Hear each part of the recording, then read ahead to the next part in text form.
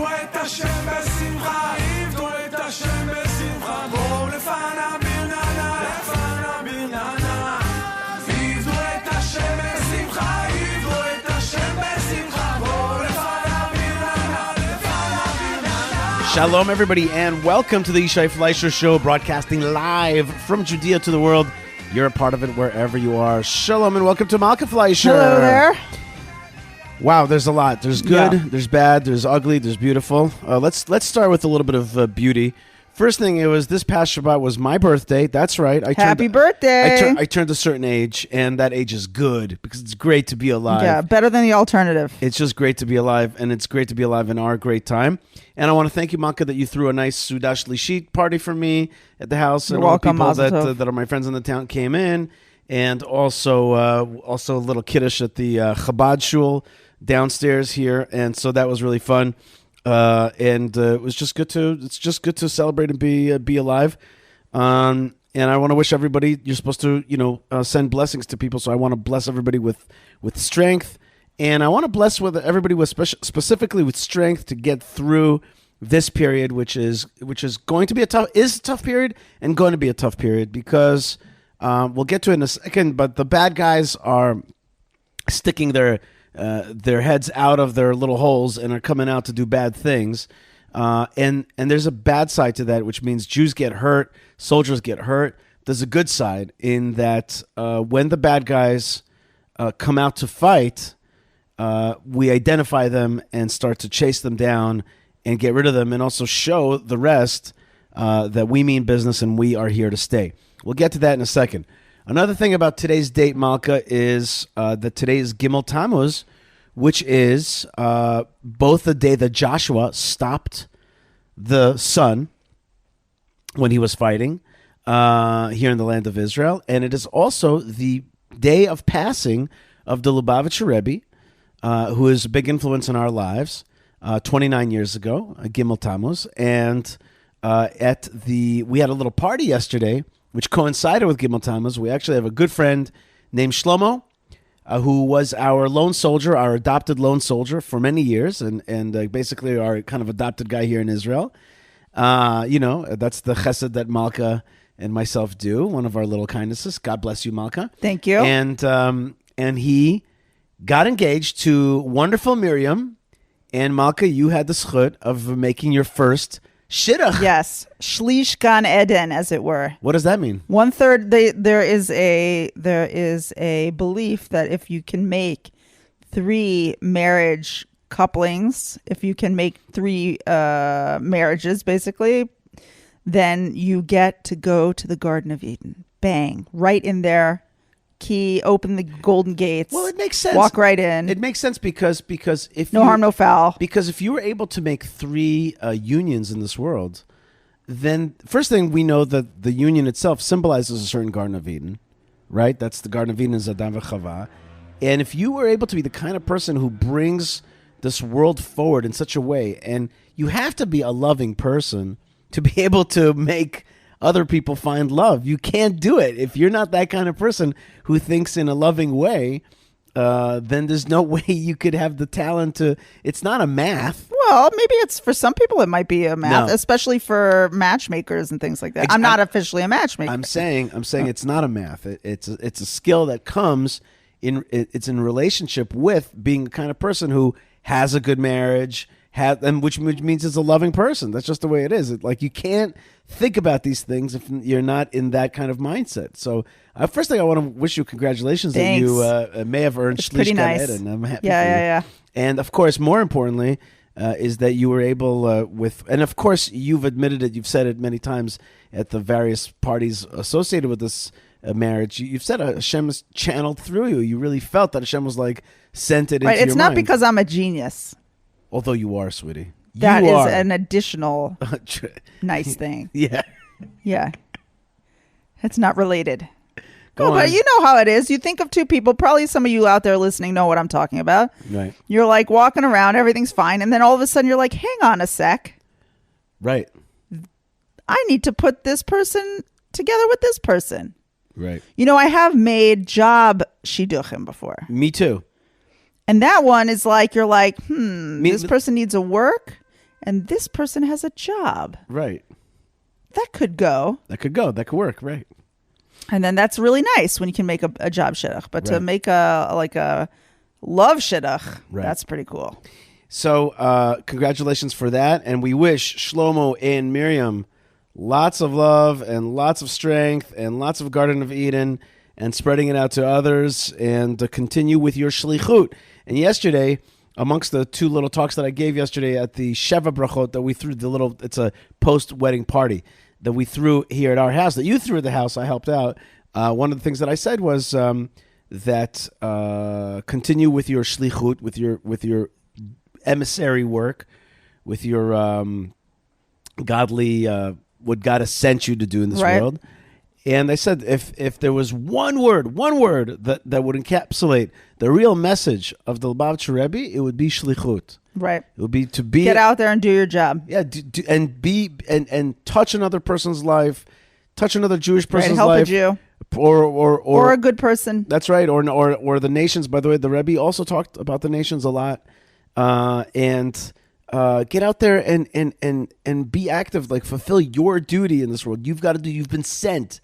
You've been sent. You're not just you. This may seem like a small thing. I have learned through the wisdom of my birthday of the additional years. Yes. Is that it's small trajectories change everything. Small changes in trajectory. If you just think of yourself as being born onto yourself and having to live your life fully, as opposed to that somebody that you were birthed as being sent by somebody else, that Hashem like put you into this world for a job, that you're really not born but really employed, that you're really a shaliach is the best. Monica, can you find me another translation for the word shaliach, like an emissary, a messenger, Those are the ones. an agent.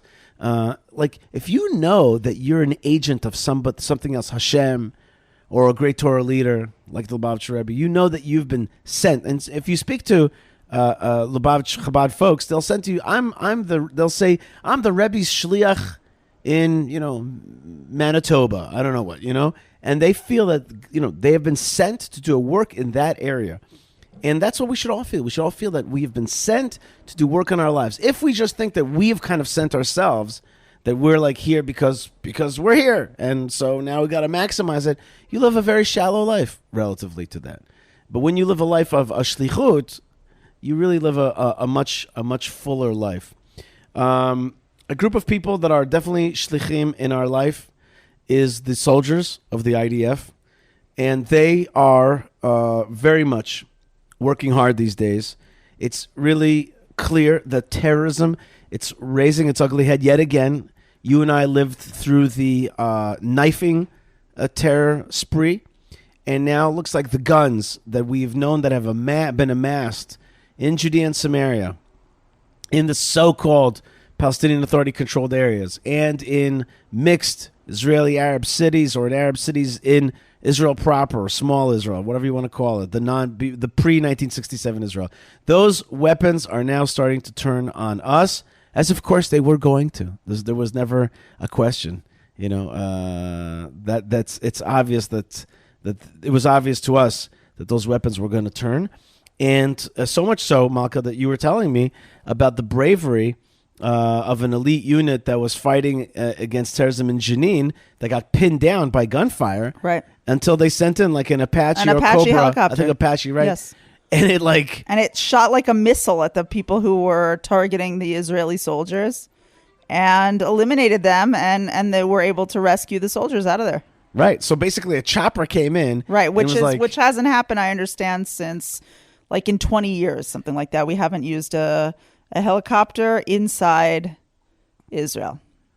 Well, the thing is that helicopters has first thing, helicopters can even be vulnerable to just small arms fire. Like you could shoot an M16 helicopter and it could go down from that. But so that's one challenge. But the bigger challenge is just shooting rockets inside a cityscape. It could have a lot of collateral damage, and Israel tries not to do that. But the point is that the guns are coming out. So they're shooting at our soldiers. They got pinned down. And of course, our soldiers, one of the reasons they get pinned down is instead of like leveling a place, instead of just leveling a place, we're so cautious about collateral damage, about civilian damage, and maybe too cautious, And so but our forces were in deep trouble, and they just, they shot a rocket right at the terrorists and got and killed them, and that was good, and that's good.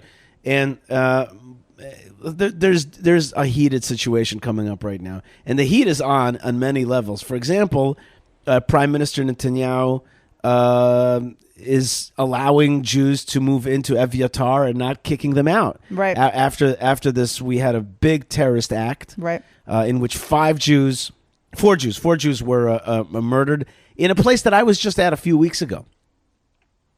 There is the beautiful town of Eli, including 3 young men who I think none of them had any kids. Right. Right. We're talking about Eli. Now, the Eli is a beautiful community in Samaria. Near Shiloh, and you drive on Route 60. You look up at the top and you see, because there are mountains on both sides, and on the right side, you see this beautiful community at the top of this mountain, and it's just, everybody says it's very idyllic and very very warm and wonderful community. And there's like a cemetery at the bottom. There was always a gas station there, but recently they added a great restaurant, a hummus restaurant, called Hummus Eliyahu. Which is a chain restaurant. Right. Elijah's hummus. Do you understand what we're talking about here? We're talking about Elijah and hummus together. And that happened to be that I was driving up to an event with Minister Itamar Ben-Gvir at Eviatar. Mm-hmm. And I was quite hungry. Really, I felt quite hungry. I hadn't eaten that day, and I was about to go to a thing, and I just didn't know when the next calorie was coming to me. I pulled in there, and it's this like little box. It's like a little restaurant that's like made out of like simple materials, just like a box there. But the food was fabulous, and the guys were cool. And you know what? I totally understand why the terrorists struck at that. I totally understand, because that little restaurant on the road there, just a little peaceful, happy place for people. Yes, but that's not where I was going. It says something. It says, we're going to open up a huge restaurant here and a huge shopping plaza. And this place is normative. This is where we're going to be. We're going to be here. We're going to be eating here. We're going to be living here. We Judeans and Samaritans and Jewish people of the mountains, the mountain Jews, right? Like, we're going to be here. And like that restaurant, like I sat there and I was like, Zeh hakatan gadoli. This little one shall be big. And just this amazing feeling there. And I was just like, I can understand why the terrorists want to strike at that, because they want to strike at us, our normalization, our effort to be here, and that's exactly what they did. Interesting, by the way. Next day, the restaurant was open after this terror attack. I saw it in the news. Like went in. Wow! Cleaned it up. It still had bullet holes in it. Oh my gosh. But they were serving hummus. They were serving hummus there, just like that. Really, they were serving hummus. Sometimes we Israelis take it a bit to an extreme where we're right back to business. But then other times it's like an amazing thing. It's like, we're not shutting down. We're going to clean up the blood. We're going to clean up the bullet holes, the glass. And you know what? We're going to be serving hummus, because that's what we're here to do. And it's just like, whoa, that was an intensity, an intensity. And Maka, I got on I-24 News, called me, and I was on twice in the span of a few hours. And they put me up against people. They put me up to debate people. We could put some of that debate here, some of the audio from that debate here. But I want to, in fact, okay, let's put up just a little bit. Let's have Ben put up a little bit of my talk on I-24 right here. Jihadism is being taught in the schools, in the mosques, in the homes. And we know that. We know that these people are portrayed as martyrs, not for human rights, but for Allah, for jihadism, and for the great act of trying to destroy Israel. If you go to the market in Hebron, even in Jerusalem, you will see the map of Israel sold as a keychain, sold as a T-shirt, and yet what's written over all of Israel is Palestine. This is an effort to erase Israel Israel. In your map, And there is Palestinians. In your map, in your house, when you have a map, do you see Palestine in your map? Erasure will continue throughout the whole country. If you don't mind, I didn't interrupt you, so give me a second here just to explain my position, and that is that we have to fight against those forces. There are many Arabs that hate jihadism. There are many Palestinians that despise the Hamas and the PLO and want a decent life with Israel. But they're usually beaten down. And that's what they tell me every time. They say to me, because you guys don't strike against the jihad, we are sublimated below them. We cannot live in normal life. We cannot say what we want because we live in fear from the same people you live in fear in. And so the only solution is to strike hard against jihadism, not at the end of it when it comes out and does terror, but at the root of it, where it teaches neo-Nazi ideology. There is no-go zones in Judea and Samaria. There are no-go zones in Jerusalem, no-go zones not far from Tel Aviv, and we have to root those things out. This is lies, and this is the way to fool the public, because the reality is that the Palestinians are fighting against the occupation. It's not about the jihad. When you see the people that made this horrible terrorist attack, and when you see who are them, they are not religious. Many of them are secular, and they are doing it on behalf of the Palestinian liberty movement. You are just a front for the jihad yourself. That's the way it is, and you want to paint it as human rights, but it's not human rights. I'm talking about the reality. Okay, so what you heard is just a little bit from it, but there was also a guy that was like cutting me off all the time. People on the Israeli left, and I got an email about that. Wow. Hello, Yishai. This is Isaac. I don't know if you remember me. We met off and on several times. The last time was in the shul in Hebron. Afterwards, you gave myself and my wife, my visiting sister and me, a tour of Keverut. Nice. I wanted to comment on the debate you had on I-24 with the Israeli general and the Meretz guy a couple of days ago. What this interview demonstrated, in no small part thanks to you, was the vehement opposition to the Zionist ideals by Meretz and the elitist attitude of the general and his leftist dribble. The Meretz guy tried to characterize you as a religious fanatic, and the general arrogantly tried to classify you as an ignoramus. Yishai, for me, this interview was a nightmarishly stark contrast of the deep division between the radical left and Torah-believing Jews and their inalienable rights to the land of Israel. The divisions between fellow Jews who believe that our land can be negotiated away to terrorists, who publicly claim their wish to destroy us, is beyond frightening. Thanks to you demonstrated their shameful beliefs that are void of any trace of Judaism. When our own people rise against our inheritance to our land, we need to unite and pray even more fervently than ever. Isaac. Very nice. Thank you, Isaac. You know, I put up a tweet also after the terror attack. I felt I should say something. Of course, we're all in pain. You know, the first moments after a terror attack, at least for me, I don't know how other people deal with it, and you should never have another experience of it in order to see how you feel.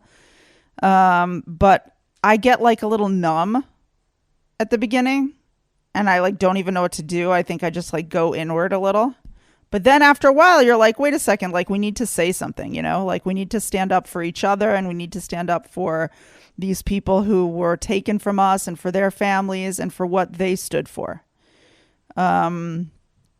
And so I put out a tweet because after the terror attack, I got a lot of like messages and saw a lot of messages online like evict the terrorists, you know, power to the resistance, free Palestine, right? After 4 people were literally gassing up their cars or like eating a sandwich and they were shot and killed, right? That's what they were doing. So I put out a tweet and I was like, I'm not going to read you the tweet. You can go to my Twitter account. No, I actually. Oh, you want to read it out loud? I think it's quite worth it to read the tweet, and there's a reason why it did well. It's because it was an important tweet. I have it for you here, Mount. Okay. Here you go. Okay, so I'll read the tweet. Fine. Here's my tweet. It goes like this: Some young Jews at a gas station were massacred by the jihad today. To drive their ambitions home, some special types have contacted me with messages like power to the resistance, free Palestine, and evict the settlers. First, I appreciate your honesty. Thanks for not hiding behind false apologetics and fake lip service to human rights. You want us dead, and I respect the reality of that. Second, fair enough. There's a real war going on. Sometimes it runs hot, sometimes less. but healthiest and most productive that we all just acknowledge it out loud. That being said, do you really think killing 4 of us will create a Palestine or destroy an Israel? 40? 400? I know it's always fun to throw a party in Shechem or Gaza, but do you not realize how utterly futile these attacks are? In the end, you will fail. There will never be a Palestine on the land of Israel. We will not budge 1 inch. You caused us pain today, that's definitely true. But we'll just kill the killers. You achieved nothing, like every other day. Choose life. Abandon the fruitless fight for control in the land of Israel. So I put up that very good, tweet. Malka. Very good tweet. Very powerful. A lot of powerful messages there. Thank you. You're not the only one who felt that it resonated for them, and I'm very happy about that. You know, it got 1,200 likes on Twitter, which is quite a lot for me, and I think a lot in general. Mm-hmm. You know, it's nice to get likes, but the point is not the likes. The point is that there were other people out there who needed to be able to express this message. And it came into my head and I put it out there. And I hope that I was able to help other people express that sentiment, which is like, obviously we need to like rage against this terror enterprise, and we need to hold on to the land of Israel. But as it is, it seems that we're like in this protracted back and forth. And sometimes I think to myself, they don't understand. You know, they go out with such a zest for shooting a Jew in the head, right? And then we shoot him in the head. And then what? Like, yes, you made one of our families cry and devastated them. That is correct. But and then what? Like, did you get something? Did your family achieve something? Did your tribe achieve something? Did your town get a benefit?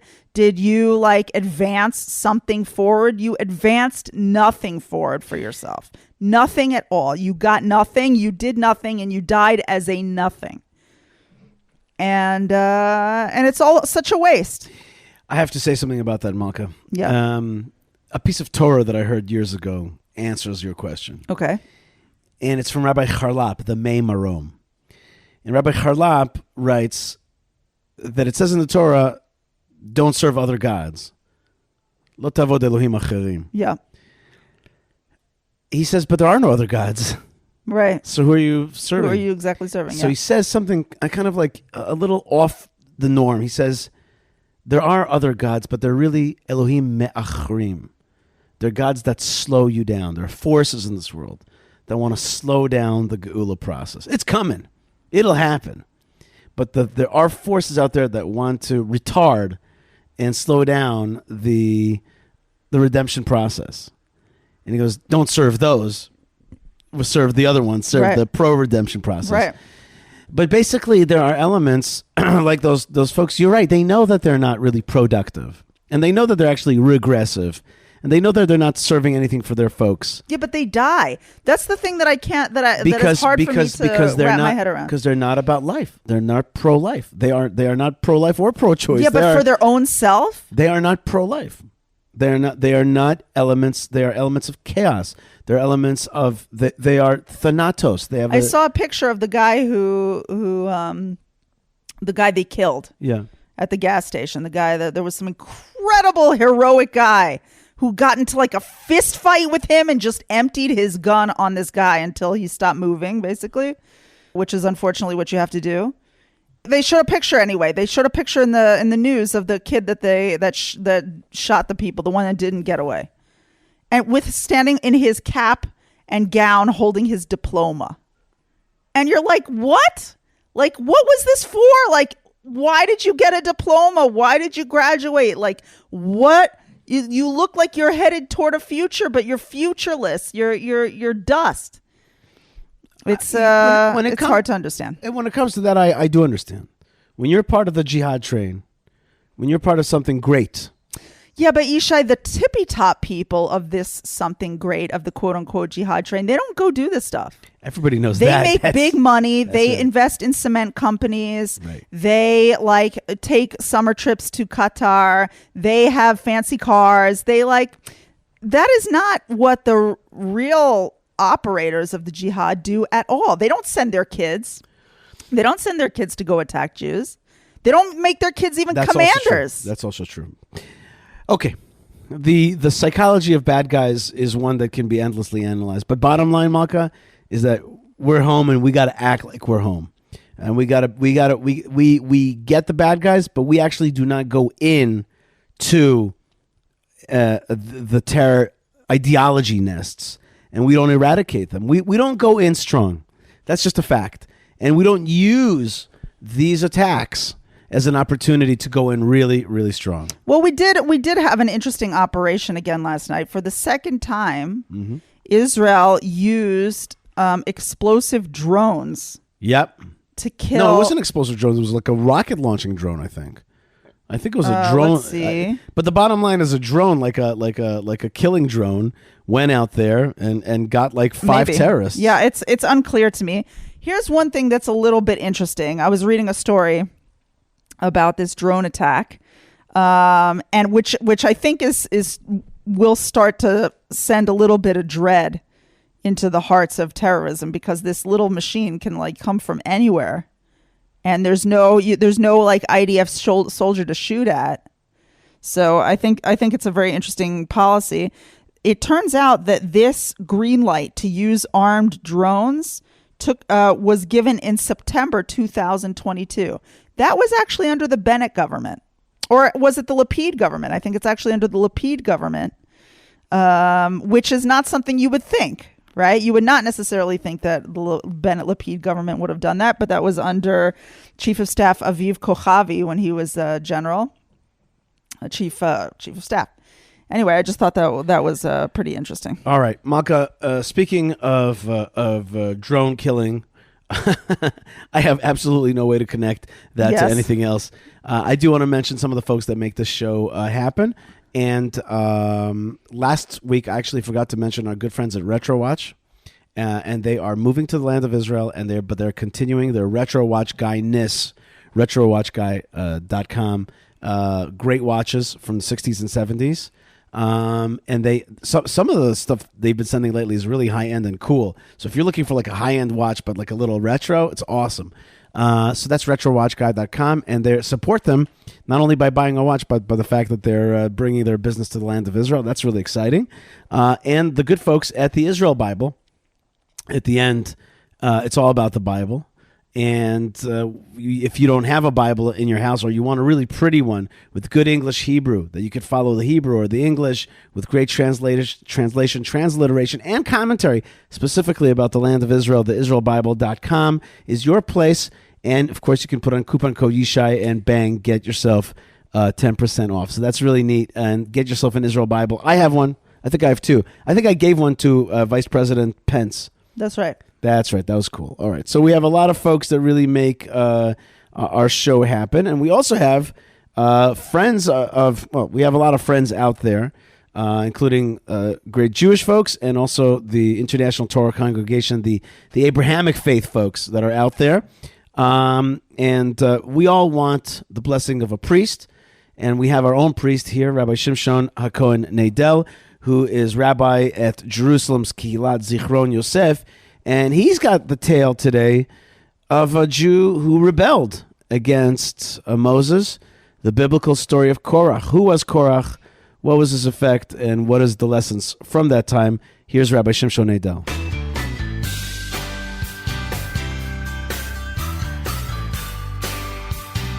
Shalom Yishai. This Shabbat, the Torah portion of Korach is read in synagogues throughout the diaspora. But who was Korach? And what was the nature of his sin? What did he do that was so wrong, so egregious? He and his followers meet such an end, being swallowed up by the earth and consumed by fire. An end so strange, so bizarre, so unnatural, that according to our sages, it had to be built into creation itself. As the Mishnah in Avot teaches, 10 things were created on the eve of that first Shabbat during the 6 days of creation at twilight.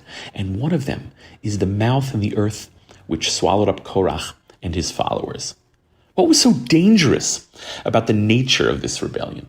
At first glance, Korach's rebellion appears to be purely political. It's about power. He challenges the authority of Moshe and Aaron. He argues that they've taken too much power for themselves. But according to the Midrash, Korach's argument is theological, spiritual, religious. Our sages relate that Korach asked Moshe, what is the law regarding the tchelet, the strand of blue in the tzitzit, the fringes, which we are commanded at the end of the previous parasha? What if one has a garment which is completely blue? Why does he need one little strand? How does one little strand exempt the garment? It's illogical. And what if one has a home filled with Jewish books and scrolls and texts? Why does one little mezuzah, one little scroll at the entrance to one's home on the doorpost exempt the home? What about all the books and scrolls and texts in the home? In this dialogue, which our sages present, Moshe listens and answers Korach, but that's not what we were commanded. That's not how we were commanded. Instead, you have manufactured this, created this from your heart. Korach invents a new religion. The Midrash then continues and tells us that Korach immediately separates himself with his followers and begins the rebellion. Korach's sin was so egregious, his rebellion so dangerous.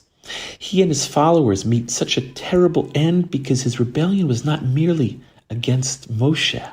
It was against the authority of the Torah itself.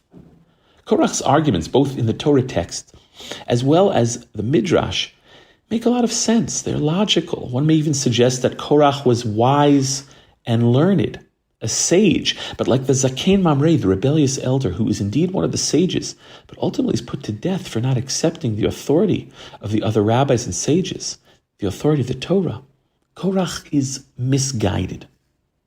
In the Kitvei Ha'ari, the writings and teachings of the great Kabbalist Rabbi Yitzchak Luria Ashkenazi, you find a connection between the biblical characters of Korach, Cain, and Nadav and Avihu. In a number of places, it is recorded that both Korach and Nadav and Avihu were reincarnations of an aspect of the soul of Cain. They are all somehow connected, related. In fact, if you examine closely the biblical verses themselves, there is a parallelism. Very similar language is used in all three stories, perhaps to intentionally evoke this connection for the reader. In Genesis chapter 4, it states that Hashem did not turn towards Cain's offering. And in Numbers 16, Moshe asks Hashem not to turn towards the offering of Korach's followers. In Genesis 4, Cain is cursed from the ground, which opened wide its mouth to absorb his brother's blood.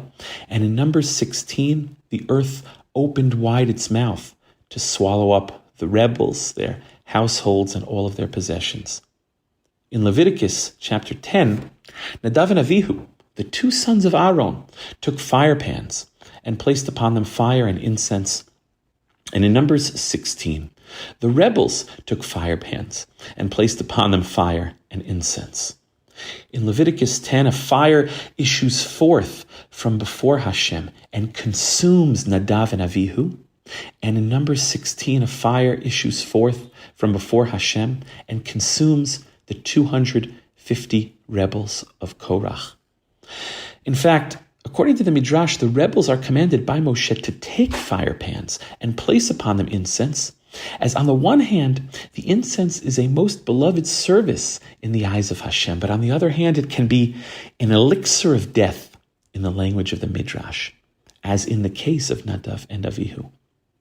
In Leviticus 10, following the death of Nadav and Avihu, Hashem says, I am sanctified through those who are close to me.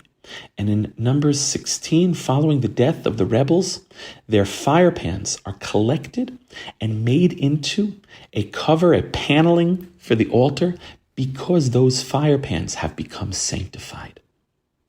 In the original Hebrew, the language in all of these verses is basically the same. It's uncanny. So what do all three stories have in common? What is the link between Korach, Cain, and Nadav and Avihu? The answer is simple. They all wanted to serve Hashem as they saw fit, instead of serving him the way he asked to be served, instead of following the proper procedures and protocols, the rules. They may all have had good intentions, but the lesson in all of these cases, narratives, stories, it's not only about intentions. Cain brought an offering to Hashem even before his brother Hevel. But whereas Hevel brings the choicest of his flock, as the Torah records, Cain's offering doesn't even merit description in the text. According to our sages, he brought some junk, some leftover flax, whatever he had left over in the field. He argued it's the thought that counts. What does it matter what I bring? It's about intentions. Nadav and Avihu, the two sons of Aaron, they too may have had good intentions. After all, they were the future leaders of the Jewish people. They had a fire burning within them to serve Hashem, but they brought a strange fire that Hashem did not command, as the Torah records, and they were consumed by a fire. Korach too may have had good intentions. In fact, the very fire pans that the rebels use become sanctified, holy, and become covers, panels for the holy altar, perhaps suggesting something redeeming about him and his rebellion. But as the Torah instructs, those fire pans on the altar are there to serve as a reminder for the children of Israel not to make the same mistake. It's not always about intentions. Rabbi Joseph B. Soloveitchik called Korach's rebellion a common sense rebellion against Torah authority because it's rooted in logic, in common sense. But there is a danger, a great danger, in serving Hashem, as Rabbi Soloveitchik warns, solely based on logic and human emotions. And that is the lesson of Korach. The Talmud, in Tractate Sanhedrin, records how the great sage Rabbah bar bar Chana related the following story. One time he was walking on the path, he was traveling, and he met an Arab merchant who told him, "Come, and I will show you the place where Korach and his followers were swallowed up." Rabbah bar bar Chana follows this Arab merchant, and he is shown two fissures in the ground from which smoke is emerging. The Arab merchant then takes a piece of wool, soaks it in water, and places it on the tip of his spear, and passes the dampened wool over the smoke. Immediately, the wool is singed. The Arab merchant then asks Rabbah bar Chana, "Listen, what do you hear?" And Rabbah bar Chana relates that he heard them saying over and over again, "Moshe and his Torah are true, and we are liars." The passage continues that every 30 days, Korach and his followers are returned to this very place like meat cooking in a cauldron. And they repeat over and over again, "Moshe and his Torah are true, and we are liars." Wishing all of the listeners a Shabbat Shalom and blessings from Jerusalem. Okay, Rabbi Shimshon, thank you so much for joining us here on the Yishai Fleisher Show, and thank you folks for joining me on the Yishai Fleisher Show. We have a lot of folks, Michael, that make the show really happen, including our good friends at the Hebron Fund, and the summer is ready to receive you as a tourist at Hebron, at the Jewish community of Hebron, and at the Tomb of the Mamas and the Papas, the Tomb of the Patriarchs, the Matriarchs. Come and visit us, please, and go to HebronFund.org. Book your tour. When you're coming to the land of Israel, give it like a little bit more than a half a day, really, to be toured. Be toured by the great Simcha Hachbaum. Your life is going to change because of that. So go to HebronFund.org and definitely join us for a tour there. And also, I want to thank so much the folks at another kind of tour is to see the land of Israel from a bicycle, okay? And the way you could do that is you could go to koshercycletours.com. Kosher, it's both kosher and it's a cycle and it's a tour, okay? So that's why it's called koshercycletour.com. You get to see the land of Israel or other places around the world, actually, but in kosher style, with a minyan, with kosher food, and with great professionalism, great bicycles, and just for all levels. And we've had great experiences reported from the folks who joined Kosher Cycle Tours. Okay, Malka, we also have another Kohen in our life, and that's Ben Bresky. And this time, he's got also an amazing historical story about Yonatan ben Uziel, who is buried in a place called Amuka in north of Israel. And we have a special report. We were talking about Shidduchim before. Right. And what's the connection? What is a We'll Shidduch? have to see. That's right. There's a connection between Yonatan ben Uziel and finding your prospective mates, your soulmate. So here's Ben Bresky with Amuka.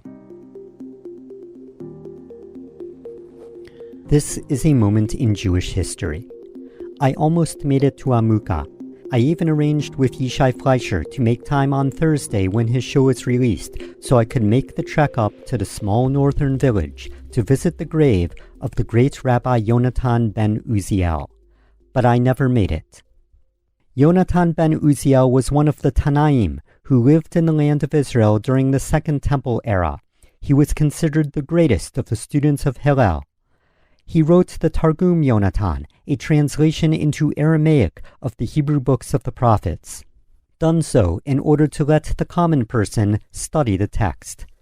The Talmud records that when it was stated that Yonatan ben Uziel translated the biblical words, the land of Israel shuddered, and a heavenly voice was heard, saying, "Who is it that dared reveal my secrets to human beings?"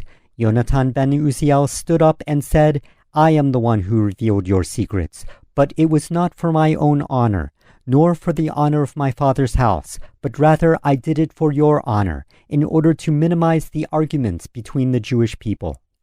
Yonatan ben Uziel also asked permission to reveal the other writings of the Bible, but the heavenly voice said, "You have revealed enough for the moment, because if you reveal all the secrets now, then the date of the dawning of the age of final redemption will be revealed." The Kabbalistic book Sefer Migdanim is also attributed to Yonatan ben Uziel. It was said of him that when he was learning Torah, any bird that flew over him would be burned by the fire in his aura of energy above him. All the heavenly angels would gather around him to hear his Torah thoughts. This was in the days of Hillel and Shammai, who were both great and respected teachers but also rivals. Although Yonatan was a student of Hillel, Shammai respected him as well. One story is told of a wealthy person who willed all his possessions to Yonatan rather than his own children because they had left tradition. Yonatan kept 1/3 of the inheritance, donated 1/3 to the Holy Temple, and returned 1/3 to the disinherited children. Shammai questioned his decision to give any money to the children against their father's wishes, but Yonatan argued since he was the legal owner of the inheritance, it was his right to do as he saw fit, and Shammai agreed. According to tradition, Yonatan ben Uziel never married. He was too busy dedicating his life to study. Another version states that he eventually did get married, but regretted not doing so earlier because he never had any children. Thus, over the centuries, people have prayed at the grave of Rabbi Yonatan for a good match and for fertility. One story explains that he told his disciples before his passing that since he had not any children of his own, those who prayed at his grave would be granted their match within 1 year and merit to have children. This is particularly popular on the anniversary of his passing in the summer month of Sivan, which took place last Thursday. The village of Amuka, where the grave is located, gets its name from the Hebrew word for deep. In the period of the Mishnah, there existed a Jewish village called Kfar Amiko, which means deepened village. The Crusaders mentioned it by name and stated it was a Jewish village near Sfat. Rabbi Shmuel ben Shimshon wrote about the tomb in 1210 and mentioned a large tree next to it. Moses Basola wrote about it in his travel writings of the 1520s. He stated, "We came to Amuka, a place that certainly fits its name. First you climb a very high mountain, and then you descend to a valley where there is a village of about 60 households. Near the village is the grave of Jonathan ben Uziel. It has a stone marker built on it, and a mulberry tree, renowned for its beauty and for the thickness of its branches, the likes of which cannot be found anywhere else." Many miracle stories have been told about people who found their soulmate at Amuka. One popular story is that of a young woman who accidentally left her prayer book at the site. A young man who also visited found the book with her name written in it and tracked her down to return the book. They ended up falling in love and getting married. I have read several other first-person stories of people finding their soulmates after a visit to Amuka. Last week, on the yahrzeit of Yonatan ben Uziel, several thousand people visited the tomb, and local authorities had to arrange for traffic and parking. The tree, as described by the writers of the Middle Ages, no longer exists. Legend has it that a wealthy non-Jewish man wished to build a large house and chopped down the tree for construction material, but his house tragically collapsed. The survivors brought back all the pieces of the tree and returned them in front of the grave site. Today there is a tree near the tomb, which visitors have decorated with scarves. Some women believe this act symbolizes their prayers to find their soulmate. However, others discourage the practice. One single woman I know told me she had been to Amuka multiple times and visited the large stone complex topped by a blue dome which covers the tomb. She described the tradition of circling the structure 7 times, similar to the tradition at a wedding. But to this day, she is still not married. "Don't bother going, Ben," she told me. "It's a long ride to a remote location. You can always go another time." After much debate, I contacted my travel buddies and canceled my space in the car. The next day, I was told that the group never made it to Amuka after all.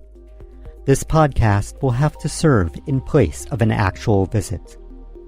This has been a moment in Jewish history. Thank you to Yishai Fleisher. Thank you to my friends that offered to drive me to Amuka. Thank you to all the listeners, and Shalom. All right, fabulous. Ben Bresky, thank you so much for filling us with great knowledge and great thoughts. And that's so important, Malka, to have a healthy diet of knowledge and thoughts. Mm-hmm. That's why it's so important to learn Torah. It's also delicious. It's also, what's delicious? Oh, that's right. That's what you're saying. Okay, we'll get to that in a second. I get that. But it's really important. Yes. That's why you have to align yourself with the good things in this world. Like, for example, today's Gimel Tammuz. I mean, if we're going to talk about Gimel Tammuz, which is the Lubavitcher Rebbe's yahrzeit, I highly recommend Chabad.org for so much information, and certainly their like Torah learning online that they have. They're including bar mitzvah learning. They have a fabulous app there. So just, go to Chabad.org. That's a great website. Sefaria or Sefaria, however you pronounce it. They have all the basically digitized Jewish knowledge. Incredible website. So many great folks doing such great things out there to teach. I was in Hebron and I saw Rebbetzin Shani Tarragon with a group from Matan, which is a Jewish a yeshiva, but they were Bible teachers walking around Hebron being taught by a master Bible teacher, and they're going back to their communities to teach Bible. I was like, yes, that's so good. That's the way to do it. We've got to spread more Bible, spread that love, spread that knowledge. Another way to do it is to read the right websites in terms of news, and I really recommend two. I recommend jewishpress.com and jns.org. What's interesting is that these two are kind of a little bit different in their approach, and yet if you read both of them, you're going to get a great sense. JNS.org is kind of a little bit more, hard information and very serious op-eds like the leading thinkers in our time, and JewishPress.com is more feisty, more scrappy, and more like on the scene immediately, fast. These two websites will really complement your understanding of what's going on. So jns.org and jewishpress.com. I don't have to tell you that consuming bad media is just bad for you, and consuming good media is really good for you. So check out those two sponsors to the show. Malka, what else do we have? Did we have something else that we want to talk about? We were just gonna say hi to our friends at Prohibition Pickle. That's right. That's exactly it. Prohibition Pickle. Actually, they just catered the Shlomo and Miriam wedding. Yes, it was very tasty and tasteful. Yes, that tasty and tasteful. Oh my God, did you just come up with that? That is so good, Malka. TM. That's right, tasty and tasteful. There you go, TM Malka. Trademark Malka. TM. Actually, Malka, there is one more thing that I do want to talk about. I get very frustrated in these times when the diaspora and Israel are at different times. I think you even mentioned this last week. That is how upset you are. It just stinks. And because for a guy like me who's trying to do a radio show out of the land of Israel and talk about the Torah portion, it's tricky because everybody in the diaspora is behind us. Now, when we start the Abrahamic communities, I was thinking about this. I think we will concentrate on the Torah portion that is in the land of Israel. Since non-Jews won't have like a second day thing, because they don't have to keep saying it. Then that's what I'm thinking. That I think that they have to I think we just have to simply orient the Abrahamic faith around what's happening in Israel. Just that simple. That's how I think. A lot of considerations. There you go. There are thoughts being thought here. Deep thoughts are being thought. Malka, here in the diaspora, the Torah portion is Korach, and we heard a little bit about that from Rabbi Shimshon Edel. Here in the land of Israel, it's Chukat. It's a favorite of mine. It's got a lot of amazing stories. It's got the passing of Aaron and Miriam. Aaron and Miriam pass away, and basically Moses passed away. He doesn't pass away, but he's told that he's not going into the promised land. And this is because he takes, God tells him, take the staff and talk to the rock. Yeah. And the tricky thing is that a little bit imperceptibly, but we know it without a shadow of a doubt, that Moses now in this Torah portion is at the end of the 40 years of the sojourn in the desert, the long march in the desert. And so this generation that he's talking to is a new generation. And God said to him, take the stick. Last time you had to hit the rock. This time, hitting the rock connotes force. This time, take the stick, show that there's force, but talk to the rock. Show that first there is diplomacy and kindness, and it doesn't have to come in strength. I need you to show that face. And Moses here shows something a little bit uncharacteristic. We know that Moses, at the end of his life, is still full of vigor and strength, and God basically takes him out of this world. But at this moment, he shows a little bit of, let's call it, a touch of humanity, in the sense that he relates to this generation as being like the last generation. Like, are you still being recalcitrant and stubborn, and you're not following the ways of the Lord? So he smashes the rock. He didn't understand that it was time to transition. It was time to shift a gear. Like, yeah, they're doing the same thing like their parents, but it doesn't matter. This is a new generation. We got to teach them with a new way. And basically, God was saying, with all due respect, you are the man for all generations, Moses. You are the great teacher. And every word of Torah is infused with the spirit of Moses. But it's a new generation. And you have to now, you belong to the previous generation. And I saw also in the Midrash, a very simple Midrash. I like sometimes these simple phrases. It says, what, you're going to go in, but your whole generation is going to be dead? Like the generation that you led is all dead, but you're going to go in? That's not right. Oh, that's not right. Well, but Yoshua and Caleb went in? Okay, because they had the merit, and they needed the next generation still needed that spirit. But at the end, Yoshua and Caleb are actually they're the inheritors. They're actually related to the next generation. Joshua, for sure, is not Moses. He's the next after Moses. Right. So they inherit. But the point is that we learn here a very important thing, which is you got to live with the times. You got to live with the times. I remember years ago, I saw my mom. The internet was just starting up, and she was downstairs in our basement in America when we were living there, and she was like learning the internet. I'm like, Mom, what are you doing? She's like, I can't fall behind. I got to be with the times. I got to make sure that I know I'm up on the technology of today. It's a very simple phrase, she said, but I was just like, wow, she's like taking the time to be up on the technology of today.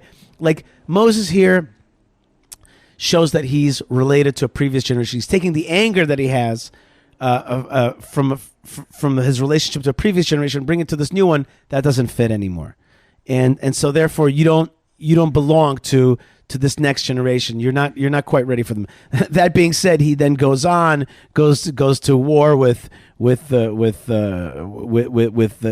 kings of the land of Israel that need to be conquered, and he destroys them. He beats them, and Og Melech HaBashan. And he in Sichon he defeats them, and he continues to, and he is very proud of that at the end of his life. I just mean to say that his vigor is still very much. Yeah, he doesn't fizzle out. That's another thing, which is okay. You got some bad news, right? You don't get to retire. You don't retire. You're just like, okay, what I mean, setback, fine, but I'm still here, and I'm still ready to go.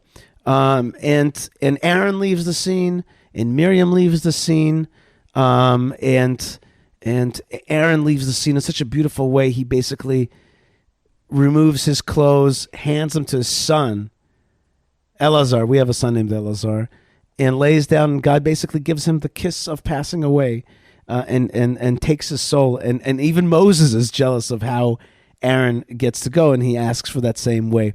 The point is and then the nation mourns for 30 days. The nation's like they're devastated. Aaron was like their mommy. It was their daddy and mommy, but it was definitely... he was like sweet to them. He was the peacemaker. That's actually, that you say that now, that actually clarifies another thing, and I'm going to have to add what you just said now into my way longer thought about the relationship of Moses and Aaron, in that is really there's a sweetness side to Aaron and a law and truth, like truth capital T, side to Moses, and they are best when they are together, and when they what's the word? They balance, harmonize, synthesize that their two characteristic traits. But the minute that Aaron's gone, then Moses hits the rock a little too hard. You know what I'm saying? It's a little too... The truth is... Yeah, you didn't get that brotherly shoulder rub in the morning, and the rest is history. Or the people weren't able to receive it in that way that they needed to receive it. In any case, that is the greatness of our Torah, that it shows us strengths and weaknesses, and it is just eminently true. It's so deeply, deeply true, and the lessons of the Torah are still with us today. All right, folks, one more organization that I want to promote is HighOnTheHar.com. If you want to go to the Temple Mount, you can go through High on the Har and reach out to me in general about Temple Mount or about any tours and things that you want to see here in the land of Israel. Always available by email, Yishai@YishaiFleisher.com. High on the Har is HighOnTheHar.com. Write me an email, Yishai@YishaiFleisher.com. Thanks to the supporters of Buy Me a Coffee. We really appreciate it. It's very really much. It makes a huge difference in our sense of ability to be the shlichim, to be emissaries through this format, through the time that we take out. And so that's called buymeacoffee.com/Yishai. And if you want to be involved right now in some of the bigger projects that we're doing, including the Biblical Highway, including the Tomb of Ruth and Yishai and Hebron and other projects, go to YishaiFleisher.com. And there's a donate button there. It makes a big difference. In any case, my friends, I want to really thank you and bless you. Thank you to all the folks that make the show happen, including Rabbi Shimshon Nadel and Ben Bresky, Yocheved, Tabitha, Lou, Moshe Herman, getting it out to the world. And yeah, Lou, when we're live. Did I forget anybody? And of course, you, Malka Fleisher. Yes. And we thank us, of course, Hashem, for giving us the strength to broadcast His word. Now is a time for prayers, everybody. We got to pray right now for the strength of Israel. We got to get through this period. It's going to be a bumpy period, but we're going to get through it because we have destiny, providential destiny to fulfill. Hashem's great vision is not going to be stopped by anybody. There are forces that want to delay us. We won't let them. Let's continue the great work of previous generations, including the Lubavitcher Rebbe, which we celebrate today. here in Gimel Tammuz. And may God continue to give us strength to be emissaries for His great vision in this world. God Amen. bless you folks wherever you are. Shabbat Shalom. Lots of love from the land of blessings. And Shalom. Shalom.